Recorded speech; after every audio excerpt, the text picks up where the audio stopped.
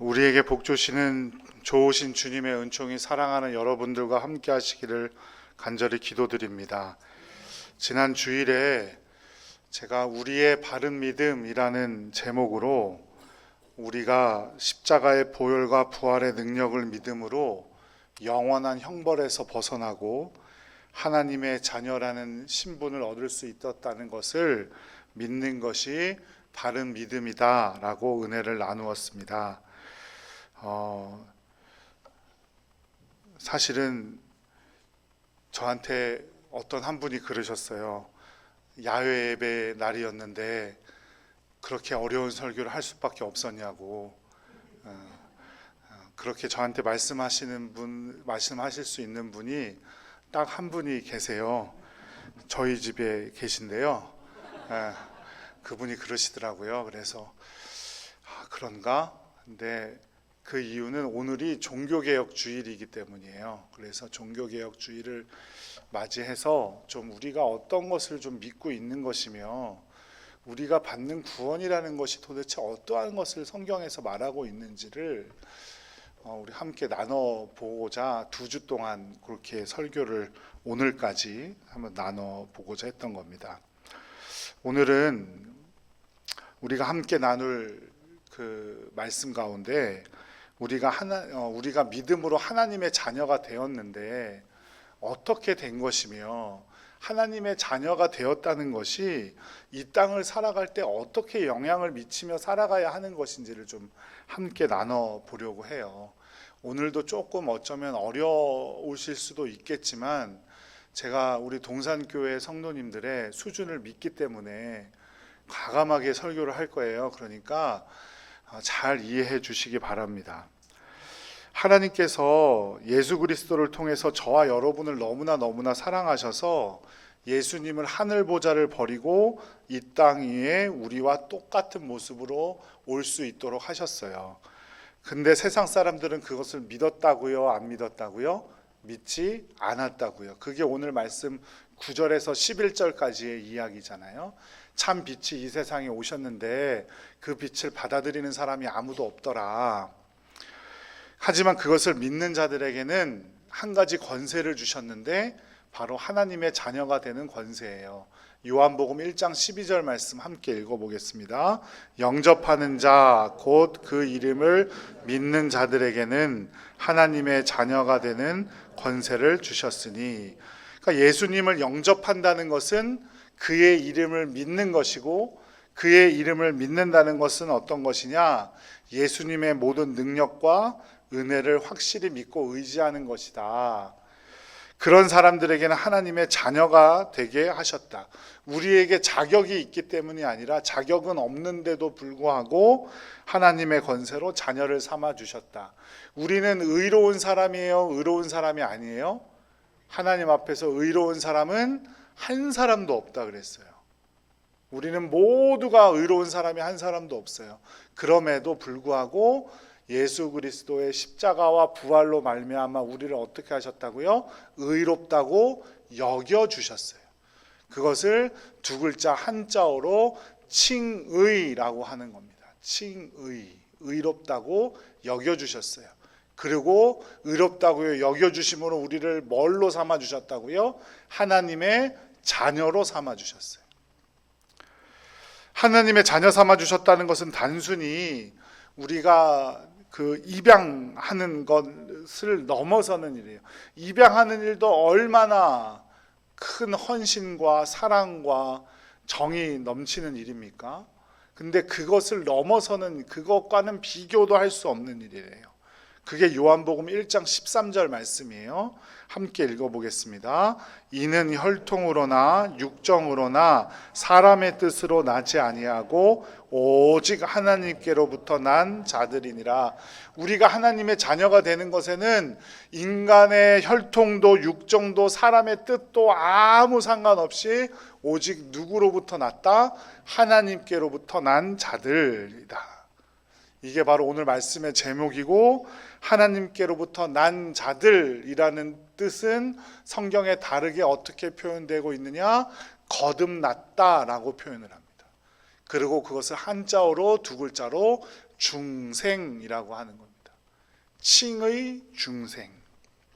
베드로전서 1장 23절 말씀 함께 읽어보죠.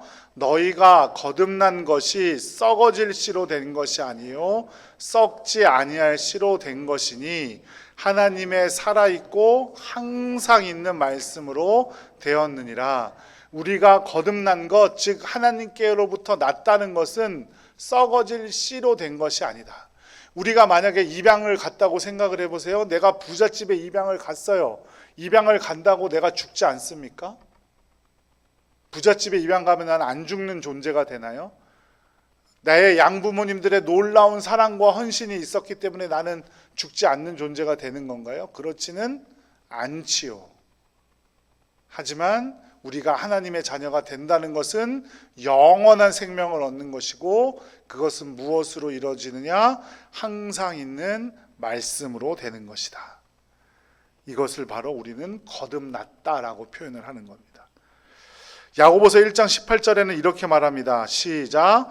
자기의 뜻을 따라 진리의 말씀으로 우리를 낳으셨느니라. 진리의 말씀으로 우리를 낳으셨다. 이게 거듭남이죠. 우리는 썩지 아니하는 말씀, 또 진리의 말씀으로 우리는 하나님께로부터 난 자들이 되었어요. 그 결과 어떻게 되냐면 요한일서 5장 4절 전반전 말씀, 무릇 하나님께로부터 난 자마다 세상을 이기느니라. 세상을 이기는 자들이 되었다, 이 말입니다. 요즘 헌집을 새 집으로 리모델링해서 사는 것이 유행을 하나 봐요. 시골의 어르신들이 이제 돌아가시면서 비어 있는 집들을 고쳐서 사는 것. 그래서 겉에는 옛날 집이지만 안에 들어가면 신식으로 다 꾸며놓고 사는 게 요새 유행인가 봐요. 어느 자치단체에서는 자치단체가 직접 고쳐주고 젊은이들에게 아주 싼 값에 세를 줘요. 월세 10,000원. 시골도 살리고 젊은이들에게 아주 큰 부담인 거주의 문제도 해결해주는 좋은 정책인 것 같아요. 그러니까 매일 직장을 나가는 사람이 아니라 프리랜서들이나 예술 쪽에 있는 분들은 아주 좋은 일인 것 같아요. 그런데 하나님께로부터 났다는 것은 집을 리모델링하는 수준에 그치는 것이 아니에요. 중고기계나 자동차를 부품도 새 것으로 교환하고 겉에 색칠도 다시 해서 새 것같이 만드는 과정, 그런 과정이 있는데 그것도 아니에요. 1980년대 차를 엔진을 다 드러내고 색칠도 다시 싹 하고 엔진을 다 분해해갖고 잘 닦아서 잘 조립해서 잘 타고 클래식 차로 잘 타고 다닌대요. 좋은 일이죠. 하지만 그렇다고 해서 그 차가 1980년대 차가 아니라 2024년 차가 되는 것은 아니지요. 세상의 이치는 그렇습니다. 하지만 하나님께로부터 났다, 거듭났다라고 하는 것은 완전히 새로운 존재가 되는 것을 말하는 거예요. 개과천선이라는 말이 있죠. 그죠? 지난날의 잘못을 고쳐 착하게 살아간다라는 의미예요. 개과가 과오를 고치다라는 뜻이고, 천선이 선하게 변하다라는 뜻이에요. 성경에서 말하는 거듭남, 개과천선을 말하는 것이 아니에요. 우리가 아무리 개과천선해서 세상에서 인정받는 성자가 되었다고 할지라도 하나님이 받으실 만한 사람이 없으며, 또한 하나님의 구원이 필요 없이 살아갈 수 있는 사람은 아무도 없는 것이죠. 이사야 선지자의 말대로 우리의 의는 더러운 옷과 남루한 옷과 같이 되었는데, 남루한 옷을 여기저기 기워서 입는다고 할지라도 결코 새 옷이 될 수는 없지요. 누구도 같은 강에 발을 담글 수 없다라는 말이 있습니다. 사람은 시간을 되돌릴 능력도 없고, 강물은 이미 어떻게 됐어요? 흘러가 버렸죠. 그러니까 같은 강에 발을 담글 수 있는 사람은 없는 거예요. 사람도 마찬가지입니다. 세상도 마찬가지예요. 아무리 지금 완벽하다고 할지라도 오늘까지 우리가 가지고 있는 죄악들, 부패한 타락상들 지워지지도 않고 지울 수도 없습니다. 학폭의 문제가 끊이지 않고 사회의 이슈가 되는 것 같아요. 연예인들, 스포츠 스타들, 다양한 사람들이 학폭의 가해자였다면 그것이 밝혀지면 그 굴레에서 벗어날 수 없어요. 지금 아무리 훌륭한 스포츠 스타가 되었다고, 아무리 유명한 연예인이 되었다고 해도 그 학폭을 했다는 것에서 벗어날 수 없죠. 지금 한 일도 아니고 과거의 문제인데도 불구하고 그 모든 것이 지금 밝혀져서 모든 노력들이 수포로 돌아간 사람들이 얼마나 많은지 몰라요. 이처럼 사람의 죄악 개과천선으로 완벽하게 해결되지 않습니다. 하지만 저와 여러분은 예수 그리스도를 믿음으로 하나님께로부터 난 자들이 되었음을 믿으시기 바랍니다. 우리의 모든 완벽하게 주님 앞에서 주님께서 잊혀주셨고 우리를 의롭다고 여겨주셨어요. 우리는 전혀 다른 새로운 하나님의 자녀가 된 것입니다. 그렇게 하나님의 자녀로 다시 태어나서 우리는 믿음 이후의 삶을 살아가게 되는 겁니다. 다시 한번 예를 하나 들어보죠. 마약 중독에 되어서 아주 못 쓰게 된 사람이 있다고 생각해 봅시다. 그런데 주위 사람들의 도움과 헌신으로 놀랍도록 치유되어서 마약 중독에서 벗어났어요. 그런데 죄의 시효가 다하기 전에 과거에 마약에 중독되어 있다는 사실이 적발되면 이 사람은 어떻게 됩니까? 놀라운 사람들의 헌신과 희생이 있었으니까 지금은 마약하지 않으니까 벌을 받지 않습니까? 정상 참작은 될 수 있겠지만 벌은 받게 되겠죠. 그리고 지금 중독에서 벗어나고 벌을 받고 나왔다고 해서 그 죄가 완전히 사라지는 것은 아닙니다. 안타깝게도 낙인이 찍혀버린 것처럼 살아갈 수밖에 없는 것이 현실입니다. 이처럼 죄의 영향은 무섭지요. 그럼에도 불구하고 하나님께서 우리의 믿음을 보시고 의롭게 여겨주신다면 우리는 그 죄의 영향력에서 벗어날 수 있다는 사실을 꼭 기억하시기 바랍니다. 주님께서 우리에게 그 놀라운 은혜를 주신 거예요. 탕자의 비유, 우리가 모두 잘 알고 있는 그 탕자의 비유에 보면 이 사실을 잘 보여주죠. 둘째 아들은 아버지를 저주하면서 유산을 미리 땡겨 받아가지고 흥청망청 유산은 다 소진하고 다시 아버지께로 돌아옵니다. 아버지는 어떻게 하였습니까? 그 아들에게 새 옷을 입혀주고 신발도 신겨주고 상속자의 상징인 반지도 끼워주었습니다. 아버지가 아들의 죄를 몰라서 그렇습니까? 아니면 아들의 죄를 까먹어서 그래요? 그렇지 않은 거예요. 다 알고 있지만 자신의 아들을, 그럼에도 불구하고 자신의 아들을 어떻게 해요? 다시 상속자의 지위를 회복시켜 주는 거죠. 리모델링이나 수선 정도가 아니라 완전히 새롭게 아들을 삼아 주십니다. 그러나 그 형은 어떻게 했어요? 동생의 죄를 그냥 두고 볼 수가 없었죠. 이게 바로 세상의 방식입니다. 세상은 우리의 죄악들을 그냥 두고 보지 않습니다. 하지만 예수 그리스도께서는 믿음으로 자신을 찾은 자신의 백성을 의롭다고 여겨주시고 하나님의 자녀로 새롭게 만들어주시고 또 그래서 이 땅에서 우리가 살아갈 수 있도록 구원해 주시는 줄로 믿습니다. 고린도후서 5장 17절 말씀 함께 읽겠습니다. 그런즉 누구든지 그리스도 안에 있으면 새로운 피조물이라 이전 것은 지나갔으니 보라 새 것이 되었도다.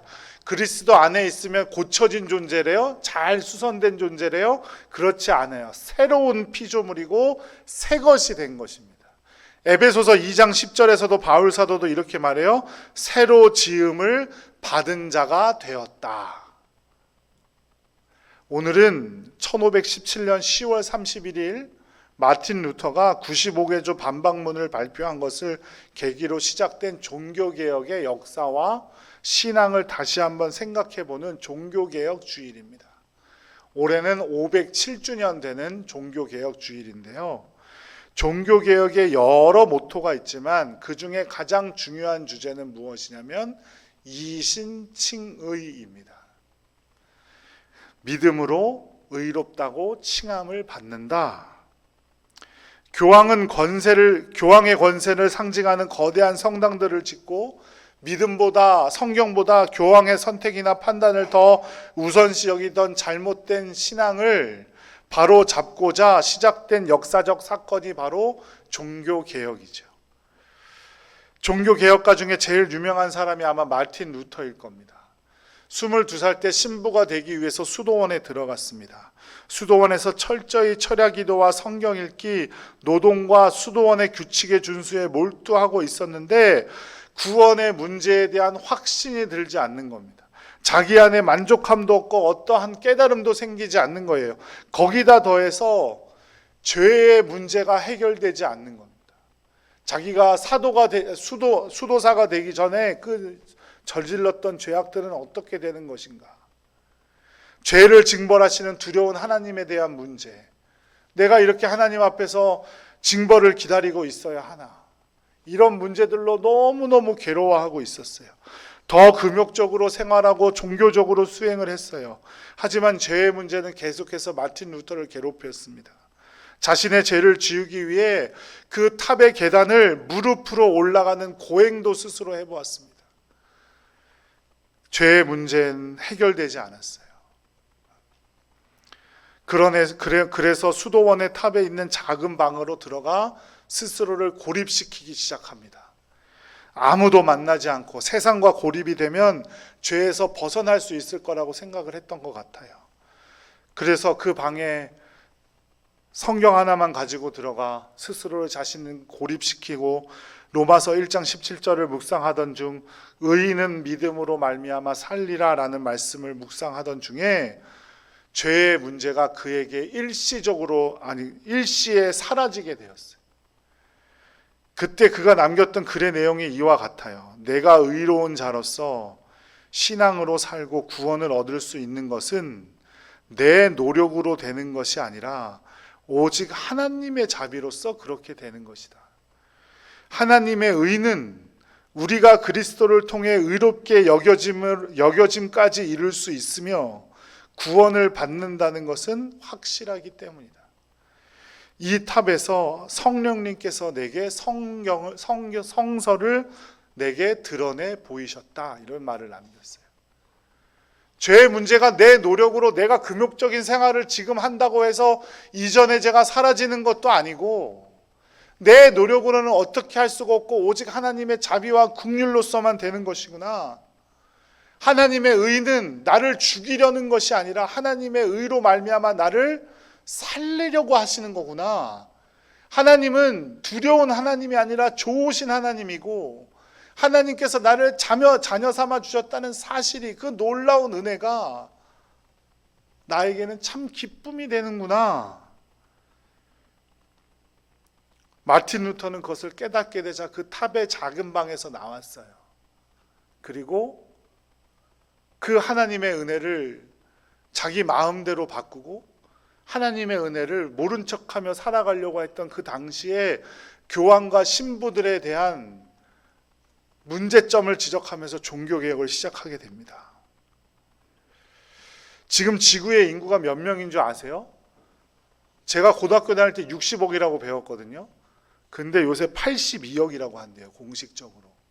엄청 많죠? 우리나라는 아기들을 안 낳는다는데 아기를 어디서 그렇게 많이 낳는지 82억이나 된대요. 82억의 세계의 많은 사람들 가운데 나같이 못나고 힘없는 자들을 고르셔서 순식간에 하나님의 크신 능력과 성령의 크신 능력으로 우리를 새로운 피조물이 되게 하셨어요. 내가 믿기 전과 후에 몸이 변한 것도 아니고 여전히 죄에 대해서 연약하기는 마찬가지이기 때문에 그 사실이 잘 믿겨지지 않지만 우리는 이제 하나님의 자녀라는 꼬리표를 달고 살아가는 사람들이에요. 여기에서 지금 부모님들의 자녀가 된 것을 의식적으로 결정하신 분이 계세요? 나는 이 집에서 꼭 태어나야지 하고 그 집에서 태어나신 분이 계세요? 그게 가능해요? 그렇지 않잖아요. 마찬가지예요. 우리가 하나님의 자녀가 된 것은 하나님의 선택입니다. 여러분을 선택해 주셨어요. 그러므로 우리는 하나님의 자녀로서 하나님을 공경하며 살고 하나님을 섬기면서 일생 동안 하나님의 자녀로 살아가야 하는 거예요. 만일 이 테두리에서 벗어나 제 마음대로 행동한다면 이 세상 사람처럼 한번 살아보려고 한 그 탕자와 같은 삶을 사는 거예요. 우리는 하나님의 자녀답게 이 세상을 하나님의 자녀로서 살아가야 돼요. 이제는 다른 삶을 살아가야 합니다. 이런 변화를 우리는 성화라고 합니다. 거룩할 성, 변화할 화. 거룩하게 변해져 간다는 뜻입니다. 우리에게 놀라운 선물로 주어진 구원은 칭의, 중생, 성화 이 모든 것을 합쳐서 말하는 거예요. 어느 한순간에 뿅 하고 구원받고 안 받고의 문제가 아니에요. 우리는 구원을 지금도 이루어가는 사람들입니다. 하나님의 은혜로 구원을 받았지만 아직 완성되지 않은 구원을 계속해서 완성하며 나가는 거예요. 언제까지요? 예수님 다시 오실 때까지. 그것을 바로 성화라고 하는 겁니다. 우리는 하나님의 자녀가 되었어요. 그러면 무엇답게 살아야 돼요? 하나님의 자녀답게 살아야 돼요. 그게 제일 잘 사는 거예요. 거룩하게 살려고 하지 않는다는 것은 칭의와 거듭남을 믿지 못한다는 것이고 자신이 구원받은 하나님의 자녀라는 사실을 믿지 못하고 있다는 것과 같은 말이에요. 물론 열심히 노력하지요. 그러나 거룩하게 살지 못할 때도 있습니다. 하지만 그렇게 살지 못한다고 아예 시도도 안 하는 것과는 다른 것이다. 천지 차이의 일이다. 제가 여러 번 말씀드렸습니다. 하나님께서는 그것이 우리에게 너무나 어려운 일이라는 걸 아셨기 때문에 우리에게 성령님을 보내주셨어요. 고린도전서 2장 12절 함께 읽어보죠. 우리가 세상의 영을 받지 아니하고 고린도전서 2장 12절 말씀입니다. 시작. 우리가 세상의 영을 받지 아니하고 오직 하나님으로부터 온 영을 받았으니 이는 우리로 하여금 하나님께서 우리에게 은혜로 주신 것들을 알게 하려 하심이라. 아멘. 우리에게 은혜로 주신 것이 뭐예요? 바로 구원이죠. 하나님의 자녀로 거룩하게 살아가야 합니다. 세상 사람들과는 다르게 살아가야 돼요. 그게 거룩이에요. 그저 점잖 빼는 것, 깊은 영성을 가진 것처럼 생각하는 것, 점잖게 이야기하는 것, 이런 게 거룩이 아니에요. 거룩은 세상 사람들과 다르게 살아가야 되는 겁니다. 세상 사람들은 자기의 행복과 자기의 이익을 위해 살아가지요. 하지만 우리는 그들과 달라야 합니다. 거룩하게 살아가야 돼요. 거룩한 길에 대해서 예수님께서 말씀하셨습니다. 마태복음 6장 33절 말씀. 그런즉 너희는 먼저 그의 나라와 그의 의를 구하라. 그리하면 이 모든 것을 너희에게 더하시리라. 세상 사람들은 자신의 삶을 염려하고 자기가 스스로 무언가를 대단한 것을 해낼 것처럼 노력하며 살지만 공중의 새들도 드레핀 백합화를 보아라. 자신을 위해서 아무 노력도 하지 않고 하늘아버지의 돌보심으로 살아간다. 염려한다고 해서 너희의 키를 한 자나 더 크게 할 수 있느냐? 공중의 새와 드레핀 꽃보다 하나님께서 너희를 더 귀하게 여기시는데 너희의 형편과 사정을 다 알고 계시는데 무엇을 그렇게 염려하며 사니? 그러므로 너희는 먼저 그의 나라와 그의 의를 구하라. 마태복음 6장의 말씀이 이렇게 연결되는 겁니다. 이것이 바로 거룩입니다. 장로교 세례 문답서인 소요리 문답에 보면 첫 번째 질문이 무엇입니까? 첫 번째 질문이 이거예요. 사람의 제일 가는 그리고 제일 중요한 목적은 무엇입니까? 그 대답은 이래요. 사람의 제일 가고 제일 중요한 목적은 하나님을 영광스럽게 하고 또 영원토록 그를 기뻐하는 것입니다. 사람의 가장 큰 목적이 그거래요. 하나님께 영광 돌리고 하나님의 기쁨을 위한 삶이 우리 삶의 최고의 목적이 되어야 된다는 거예요. 그렇게 살아가려고 노력하는 것, 그게 바로 거룩이에요. 그런데 여러분은 지난 한 주간 혹시 무엇을 위해 살아가셨습니까? 여러분의 행복과 여러분의 기쁨을 위해서 사셨습니까? 저도 감히 제가 여러분께 물을 처지가 안 되는 것 같아요. 존 웨슬리는 자신의 유언에서 이렇게 말했다고 합니다. 세상에서 제일 가는 복은 하나님과 함께 합니다. 사랑하는 여러분, 우리는 하나님께서 주신 놀라운 선물로, 즉 믿음으로 하나님의 자녀가 되는 권세를 받았어요. 죄 많은 우리를 의롭다고 여겨주시는 그 놀라운 권세를 받은 사람들이란 말입니다. 그래서 전혀 새로운 존재가 되었어요. 그렇다면 우리는 어떻게 살아가야 합니까? 과연 그것과는 전혀 상관없는 삶을 살아가야 합니까?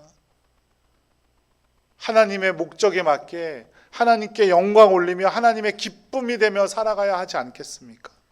하나님의 자녀답게 거룩한 삶을 지켜나가야 되지 않겠습니까? 내 기쁨보다, 내 즐거움보다 하나님께 영광 올리는 예배와 찬송의 시간을 기뻐해야 하지 않겠습니까? 내가 피곤해서 조금 더 자는 것보다 조금 피곤하지만 하나님께 영광 돌리기 위해 예배드리고 말씀 보고 기도하는 생활을 하며 살아가야 하지 않겠습니까? 언제까지 세상 사람들과 똑같이 그저 내 행복, 내 기쁨, 내가 원하는 것만 추구하며 살아가고자 하십니까? 하나님께서 열어주신 그 믿음의 길로 쉬지 않고 끝까지 걸어가는 여러분들 되시기를 간절히 축복합니다. 그렇게 하나님께 영광 올리고 하나님께 기쁨이 되기 위해 내 온 삶을 몸부림치며 살아가는 성도들 되시기를 간절히 기도드립니다. 그럴 때 분명히 약속하신 것처럼 이 모든 것을 너희에게 더해 주시리라 말씀하셨던 그 약속이 우리의 삶에, 저와 여러분의 삶에 반드시 이루어지게 될 줄로 믿습니다. 우리가 아무리 우리의 행복을 위해서 노력해 보았자 그 행복이 얼마나 가던가요? 핸드폰 하나 사면 하루가 즐겁고 집을 바꿔도 1년이면 그 즐거움이 끝난다고 해요. 하지만 하나님께 영광 올리는 삶, 하나님을 기뻐하는 삶, 그 삶 가운데 분명히 우리 주님께서 세상에 줄 수 없는 그 놀라운 기쁨과 놀라운 은혜를 우리에게 주실 줄로 믿습니다. 그것을 바라며 그것을 꿈꾸며 살아가는 복된 성도님들 되시기를 간절히 축복합니다. 기도하겠습니다.